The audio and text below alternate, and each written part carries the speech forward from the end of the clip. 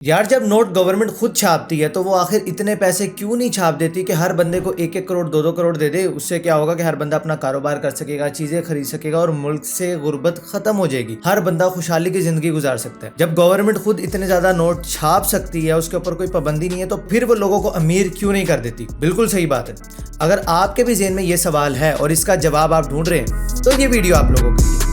आइए सीखते हैं। अस्सलाम वालेकुम। तो आज की इस वीडियो में हम लोग बात करने वाले हैं what is inflation and types of inflation. और अगर आपके जहन में ये सवाल है कि आखिर जब गवर्नमेंट खुद नोट छाप सकती है तो वो हर बंदे को अमीर क्यों नहीं कर देती, तो इसका जवाब भी आज की इस वीडियो में आप लोगों को मिलने वाला है। लेकिन वीडियो शुरू करने से पहले मेरी आपसे रिक्वेस्ट है कि इस चैनल को अभी के अभी सब्सक्राइब कर लीजिए, HBS ओवरसीज को, बिकॉज इस चैनल के ऊपर आपको सिखाया जाता है कि पैसे कैसे कमाए जाते हैं, जिसपे freelancing, digital marketing, social media marketing और इस तरह की डिफरेंट स्किल्स सिखाई जाती हैं। और साथ ही साथ आपको ये भी सिखाया जाता है कि आप अपने पैसे को ग्रो कैसे कर सकते हैं, अपने पैसे को इन्फ्लेशन से कैसे बचा सकते हैं। तो पैसा कमाना भी सिखाया जाता है और पैसे को बचाकर उसे बढ़ाना भी सिखाया जाता है। तो इसलिए इस चैनल को लाजमी सब्सक्राइब कर लें। तो सबसे पहले हम बात कर लेते हैं कि इन्फ्लेशन होती क्या है। सादा अल्फाज में समझाता हूँ। इन्फ्लेशन का मतलब है कि आपके पैसे ने अपनी कदर खो दी।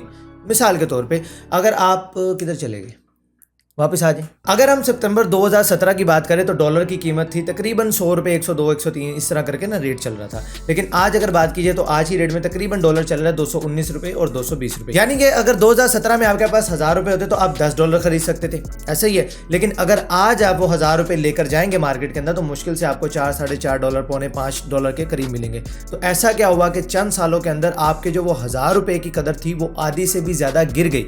इसी को बोला जाता है इन्फ्लेशन। अगर आप नोट करें, आज से 5-10 साल पहले आपको आटा किस कीमत में मिलता था, आज तकरीबन डबल है। बिजली जिस कीमत में मिलती थी आज तकरीबन डबल से भी ज्यादा है। इसी को बोला जाता है इन्फ्लेशन। अनफॉर्चुनेटली हमें ये चीजें नहीं सिखाई जाती हमारे स्कूल एंड कॉलेजेस में, जिसकी वजह से हमें पता नहीं होता कि इन्फ्लेशन हमारे पैसे को किस तरह खा रही है। और हम अपने पैसे को तकिए के नीचे, बिस्तर के नीचे, तिजोरी में, बैंकों में रख के समझते हैं कि हमारा पैसा सेव है, जबकि हमारा पैसा सेव नहीं होता। सो आई होप सो आपको समझ आ गई होगी कि इन्फ्लेशन होती क्या। अब बात कर लेते हैं टाइप्स ऑफ इन्फ्लेशन की। इन्फ्लेशन होती क्या है, इसकी कितनी टाइप्स होती है, इसके ऊपर बात करते हैं। Number 1 type is demand pull inflation. अब ये होती क्या है, जब भी किसी भी चीज की डिमांड बढ़ जाती है मार्केट के अंदर, लेकिन उसकी प्रोडक्शन बढ़ती नहीं है, यानी कि उसको जो बनाने की स्पीड है वो बढ़ती नहीं है, तो उससे क्या होता है कि चीजों की डिमांड मार्केट में ज्यादा लेकिन वो उस स्पीड से बढ़ नहीं रही है।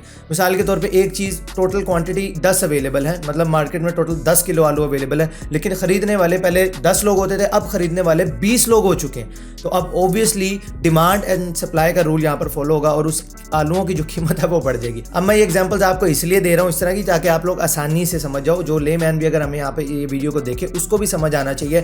हर इंसान का ये राइट है कि वो ग्रो करे। इसलिए मैं एग्जांपल्स ऐसे देता हूँ कि अगर कोई 5वीं क्लास का बच्चा भी देखे उसको भी समझ आ जाए कि ठीक है यार ये बात ऐसी होती है। सो प्लीज अगर आप थोड़े से मैच्योर बंदे हैं तो जरा गुजारा कर लीजिएगा। तो बाकी भी सभी मैच्योर ही हैं, बस आपको खुश करने के लिए मैंने बोल दिया। Number 2 type is cost pull inflation.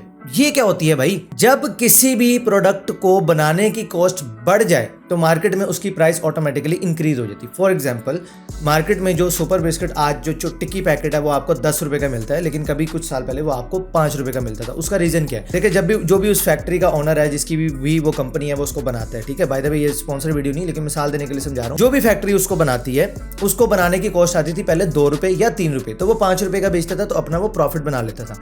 लेकिन अब अगर उसी बिस्किट को, सेम चीज को बनाने की कॉस्ट ही अगर 7 रुपए आएगी तो उसको 5 रुपए में कैसे सेल करेगा? तो इससे क्या होगा कि ऑटोमेटिकली वो प्राइस को इंक्रीज करेगा ताकि वो भी प्रॉफिट कमा सके। इसको बोला जाता है जी cost pull inflation. And last but not the least, built in inflation. अब ये किस बला का नाम है भाई? इसके अंदर क्या होता है कि जब भी किसी फैक्ट्री ओनर से लेबर डिमांड करती, भाजी साड़ी सैलरियां बढ़ा दो, महंगाई बढ़ गई, खाना खराब हो गया, हुकूमतों का महंगाई बढ़ गई है, घर गुजारा नहीं हो रहा भाई, 15,000 सैलरी थी, 20,000 कम से कम करो। अब जब लेबर डिमांड कर रही है कि भाई हमारी सैलरी बढ़ाओ, तो अब जाहिर है जिस कीमत के ऊपर वो पहले चीज़ें बिक रही थी तो उसके ऊपर जो प्रॉफिट आ रहा था उसमें तो सारे लेबर को पैसे पूरे हो जाएंगे, तो फिर जो ऑनर है वो क्या प्रॉफिट कमाएगा? तो ऐसे में प्रॉफिट बढ़ाने के लिए किसी भी रीजन की वजह से वो लेबर कॉस्ट बढ़ गई है, रॉ मटेरियल की प्राइस बढ़ती जा रही है, या किसी भी वजह से इन्फ्लेशन बहुत ज़्यादा बढ़ गई है, किसी भी वजह से वो जो ऑनर होता है फैक्ट्री का या वो जो प्रोडक्ट बनाते हैं वो खुद से प्राइस को इंक्रीज कर देते हैं, तो इसको बोला जाता है जी बिल्ट इन इन्फ्लेशन। तो ये तो हो गई इन्फ्लेशन क्या होती है। टाइप्स ऑफ इन्फ्लेशन भी आपको समझ आ गई। अगर आपको समझ आ गई तो प्लीज लाइक करो ताकि मुझे भी थोड़ी मोटिवेशन मिले और मैं इस तरह की इंटरेस्टिंग वीडियोस आप लोगों के लिए और लेकर आता हूँ। लेकिन अभी वीडियो खत्म नहीं, क्योंकि आपका सवाल अभी भी बाकी है कि भाई जब गवर्नमेंट खुद पैसे छाप सकती है तो आपको और वो मुझे अमीर क्यों नहीं बनाती। आगे चलते हैं। तो यहीं पर आती है जी इन्फ्लेशन के बढ़ने की सबसे बड़ी वजह। अभी तक हमने टाइप्स ऑफ इन्फ्लेशन देखी, अब इन्फ्लेशन बढ़ती कैसे उसको देखते हैं। Number 1 is monetary policy. ये किस बला का नाम है? जब मार्केट के अंदर पैसा एक्सेस अमाउंट में अवेलेबल हो जाता है, यानी कि एक्सेस अमाउंट ऑफ मनी, एकदम से मार्केट के अंदर पैसा, उस करेंसी, जो पर्टिकुलर करेंसी वो बढ़ जाती है, तो उससे जो प्रोडक्ट की प्राइसेस है वो बढ़ जाती है। अभी हमने थोड़ी देर पहले डिमांड पुल इन्फ्लेशन को डिस्कस किया, यानी कि जब मार्केट में चीज़ों के खरीदार ज़्यादा हो, डिमांड ज़्यादा हो, लेकिन सप्लाई लिमिटेड हो, तो ऑटोमेटिकली उनकी प्राइसेस बढ़ जाती हैं। तो इसी तरह होता है, अगर हर बंदे को गवर्नमेंट पैसा छाप के करोड़ 2 करोड़ हर बंदे को ही दे देगी, तो अब इससे होगा क्या? हर बंदा ही खरीदार होगा। फॉर एग्जांपल, अगर आज एक मेहरू 12-13 लाख रुपए की अगर होती तो मिल रही होती और उसके खरीदार मार्केट में थे सिर्फ 100, लेकिन सडनली क्या होता कि वही 100 मेहरू को 1000 बंदा खरीदने के लिए आ जाता, तो अब मेहरू वाले शरीफ थोड़ी होते, फिर कहेंगे बेटा ज़्यादा पैसा लो। क्योंकि अब क्या हो रहा है कि डिमांड बढ़ती जा रही है लेकिन सप्लाई उस हिसाब से नहीं बढ़ी, तो चीज़ों की कीमत बहुत ज़्यादा तेज़ी से बढ़ जाती है। ये काम जिम्बाब्वे अपनी कंट्री के अंदर कर चुका है और भाई उनका खाना ख़राब हो गया था इकोनॉमी का।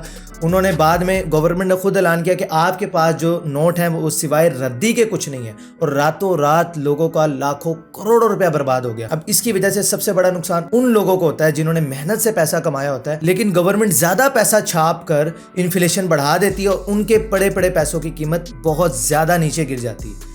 इस वजह से आपको बोला जाता है कि अपने पैसे को इन्वेस्ट करते रहो। अगर वो बैंकों में पड़ा है या तकिए के नीचे पड़ा है तो वो अपनी कदर खोता रहेगा।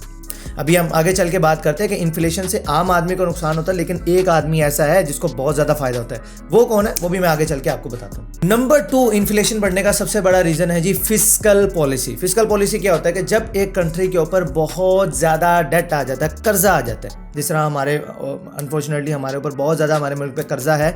अब जब कर्जा बढ़ जाता है तो गवर्नमेंट ने उस कर्जे को पे भी तो करना है, तो उस लोन को रीपे करने के लिए जो गवर्नमेंट है वो ज़्यादा नोट छापती है, जिसकी वजह से इन्फ्लेशन बढ़ जाती है। क्योंकि excess amount of money market के अंदर आती है तो जो इन्फ्लेशन है वो दोबारा रेज करने लग जाती है, और उसकी वजह से इन्फ्लेशन बढ़ती है, करेंसी की वैल्यू डाउन होती है। जब करेंसी की वैल्यू डाउन होती है तो इन्फ्लेशन डबल तेज़ी से बढ़ती है। और कितनी मनी हम दूसरे मुल्कों से बोरो करते हैं, जितना ज़्यादा कर्जा लेते जाएंगे उससे हमारी इन्फ्लेशन डबल स्पीड से बढ़ती है। क्योंकि एक तो कर्जा आ रहा है, उसको रीपे करने के लिए हमें ज़्यादा पैसे चाहिए, क्योंकि उस कर्जे को पे करने के लिए हम नोट ज़्यादा छाप रहे हैं, तो उसकी वजह से भी इन्फ्लेशन बढ़ती है। तो डबल नुकसान होता है जब भी लोन ज़्यादा लिया जाता है। And last but not the least, exchange rate, कि आपकी जो करेंसी है उसको खरीदने के लिए, मतलब उसका एक्सचेंज रेट क्या है यार, उसको नॉर्मली कितने लोग पे कर रहे हैं खरीदने के लिए। जैसे कि आज हम डॉलर खरीदने जाते हैं तो 219 220 रुपये मिल रहा है, और अगर कल को जाते हैं तो 230 250 रुपये मिल रहा है। तो डॉलर रेट के ऊपर बेसिकली आपका एक्सचेंज रेट डिपेंड कर रहा होता है।